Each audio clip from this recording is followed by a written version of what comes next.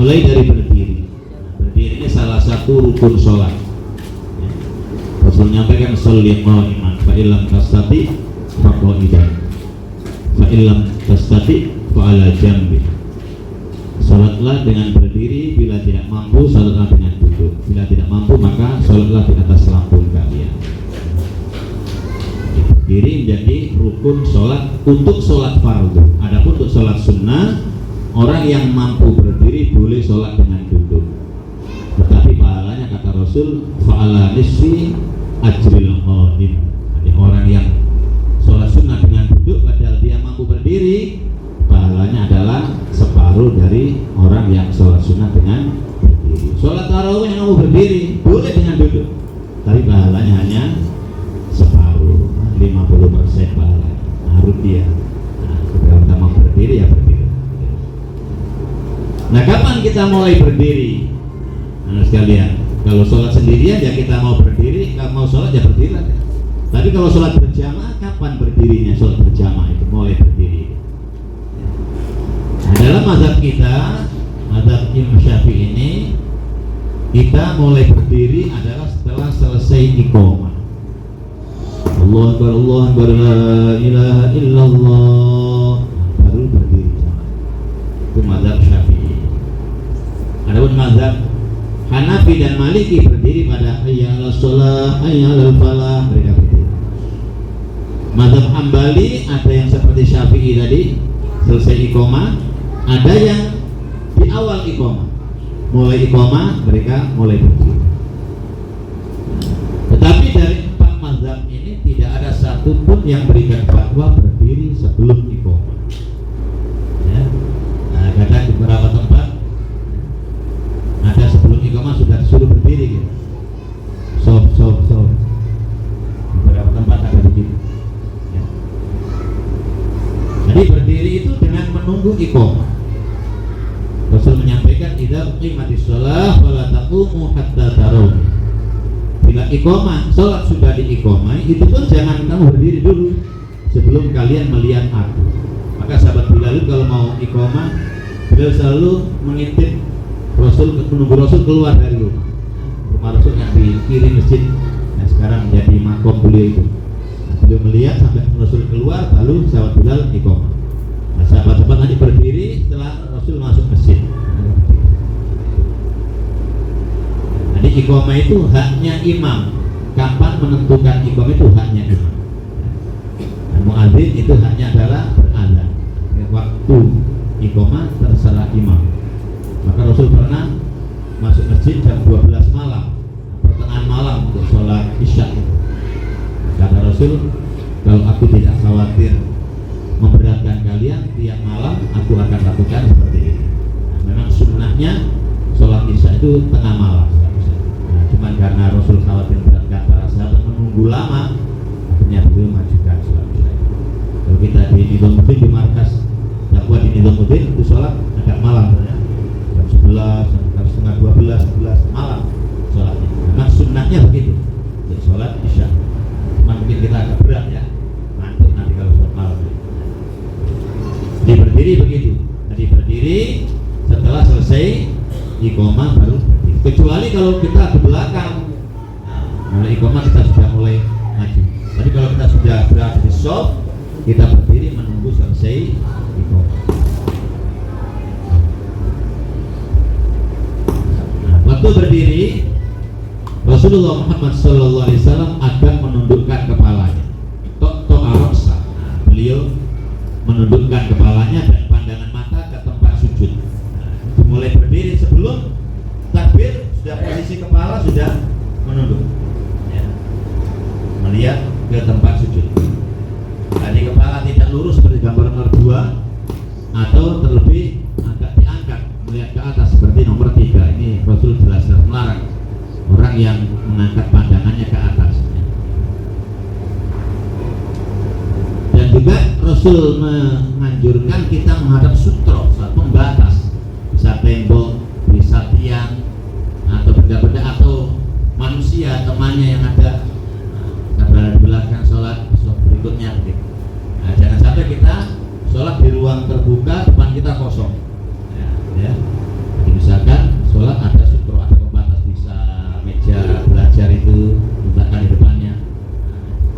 itu sunnah. Rasul menganjurkan kita sholat menghadap sutro dan mendekat. Berapa dekat itu? Nah, para ulama memperkirakan dekat itu kira-kira 3 hasta. Hasta itu ujung jari sampai siku kita.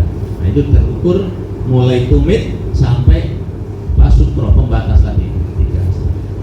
Maka soft juga begitu. Soft pertama dengan tumitnya imam, tumitnya soft pertama dengan tumitnya jangan terlalu jauh. Nah, jadi 3 hasta atau lebih sedikit lah, jangan terlalu banyak lebihnya. Kira-kira 3 hasta. Soft kedua dengan soft pertama juga begitu, itu seterusnya. Kira-kira 3 hasta. Ini menghadap sutro. Kalau tidak ada barang, terakhir pakai garis. Kalau ada garis soft bisa diniatkan. Ini garis soft sebagai pembatas sholat. Jarak antara 2 kaki, antara tumit yang diukur ya, antara tumit dengan tumit kanan kiri dalam mazhab kita Syafi'i kira-kira sejengkal ya, kira-kira sejengkal, bisa kurang lebih lah ya, kira-kira sejengkal kalau mazhab Syafi'i. Kalau mazhab Hanafi cukup untuk 4 jari, sehingga mereka agak Hanafi itu banyak diikuti di India, Pakistan, Bangladesh, Afghanistan dan beberapa bekas wilayah Soviet. Nah, itu banyak mereka bermadzhab Hanafi.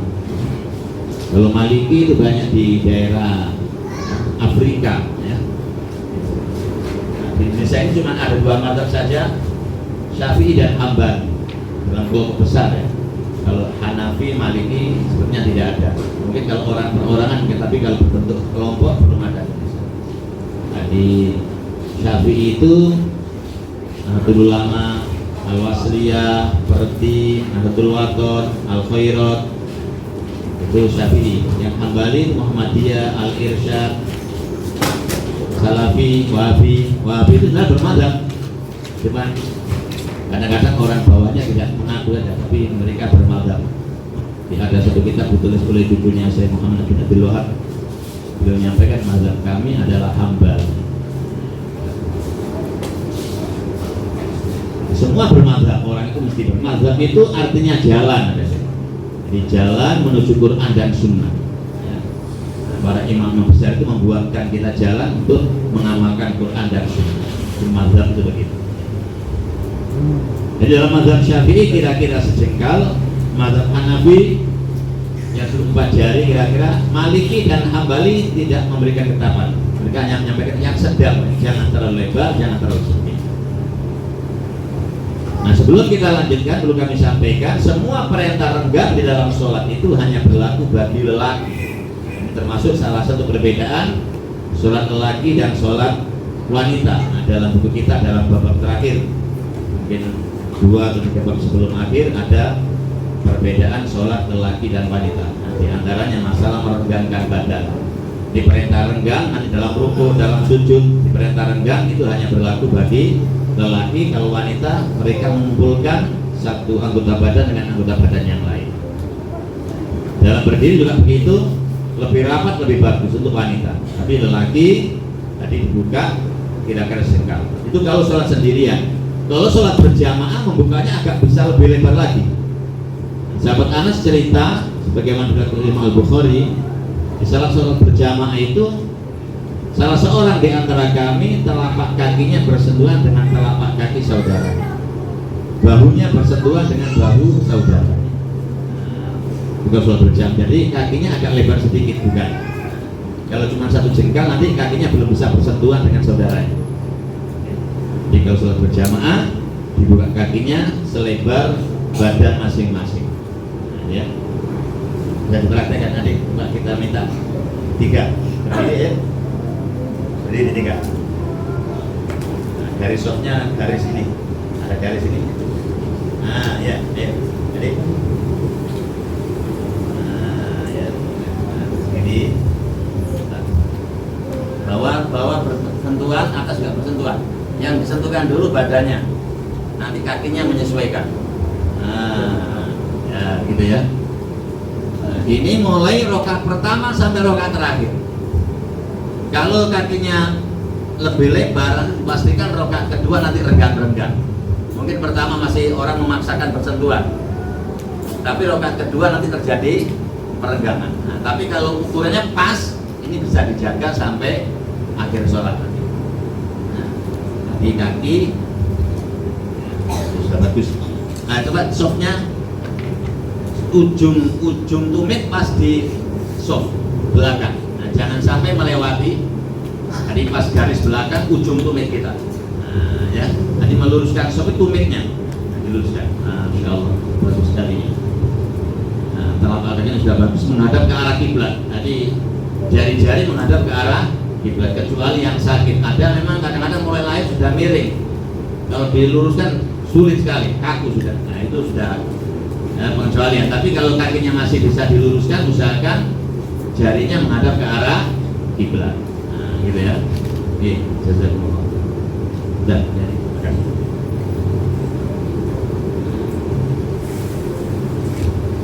Nah, ini kalau kakinya sempit, nah, nanti yang bersentuhan hanya atasnya.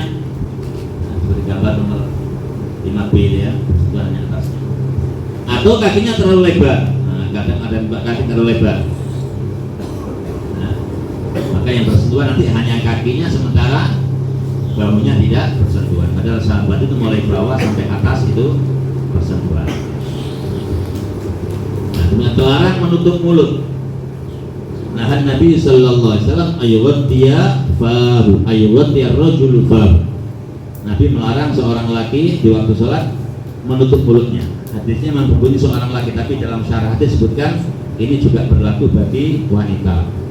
Nah, saat sholat tidak boleh menutup mulutnya, kecuali darurat. Sebutkan darurat. Dicontohkan dalam darurat itu seperti orang sholat kok menguap. Kalau nggak bisa ditahan, terpaksa menguap, tutup dengan tangannya. Nah, pakai tangan kiri, punggung tangan kiri. Atau seperti beberapa tahun yang lalu, memang terbukti banyak virus, Kalau orang membuka, wah, terkena virus. Nah, maka dia dibolehkan sholat tutup. Ya, tapi kalau kondisi aman, sudah aman masih pakai tutup mulut, ini yang dilarang oleh Nabi. Ya, Nabi melarang seseorang di waktu sholat menutup mulutnya. Di kondisi sudah aman. Kalau darurat diperbolehkan tutup. Seperti juga wanita yang sholat di masjid dalam perjalanan, dia mampir masjid, dalam masjid itu tidak ada satirnya, maka dia masih boleh sholat dengan pakai pudahnya. Tapi tadi dipastikan di saat sujud kulit dahinya ke tempat sujudnya, khusus waktu sujud ada kulit dahinya terbuka menempel di tempat sujud. Nah, karena termasuk wajib menempelkan kulit dahi ke tempat sujud. Nah, yang terlarang pula adalah menyingsingkan lengan baju. Nah, Rasul melarang dalam hadis sahih dari Imam Muslim. Jadi orang menyingsingkan lengan baju. Kadang kita lupa habis wudu, belum kita turunkan, nanti kita mulai sholat. Nah, diturunkan dulu, nah, baru mulai sholat. Ini menyingsingkan lengan baju. Jadi kesalahan-kesalahan ini tidak sampai membatalkan sholat. Nanti yang membatalkan akan kita kasih tanda tidak sah begitu. Nah, tapi yang tidak membatalkan juga kita silah. Menyalahi sunnah jadi, tapi tidak sampai membatalkan. Isbal, nah, ini maksudnya terlarang. Ini bagi lelaki menjulurkan kain sampai menutup mata kaki. Berkaitan dengan sholat, Rasul menyampaikan innallaha la yaqbalu sholata rajulin musbilin izara. Allah tidak menerima sholatnya seorang lelaki yang menjulurkan kainnya sampai menutup mata kaki. Di celananya, sarungnya, jubahnya jangan sampai menutup mata kaki. Dalam syarah hadis disebutkan kalau sombong, jadi yang menutup mata kaki tidak diterima sholatnya kalau dasarnya sombong. Kalau tidak sombong minimal hukumnya makruh, kata Imam Nawawi begitu. Di isbal itu bisa berhukum makruh, bisa berhukum haram. Kalau sombong hukumnya haram.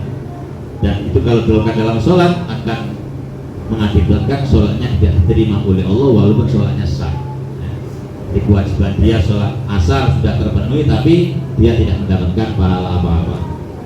Orang yang menjulurkan kainnya karena faktor kesombongan. Nah, pada tahun berapa itu ada masanya celana komplang ya. Celananya Arafik, dulu ada penyanyi namanya Arafik. Nah, itu celananya sampai menutup mata kaki sampai ke tanah celananya. Semakin ke bawah semakin bangga. Itu contoh yang kesombongan begitu, membanggakan dengan isbal. Yang terlarang pula adalah antara kaki kanan dan kaki kiri tidak lurus. Kaki kanan kaki kiri tidak lurus. Itu masuk hal yang terlarang, hal yang makruh. Begitu pula bertumbuh hanya dengan satu kaki, kecuali kalau salah satu kakinya sakit, nggak bisa ditempelkan. Jadi kalau kedua-duanya sehat, maka kedua telapak kakinya ditumbuhkan di atas rantai.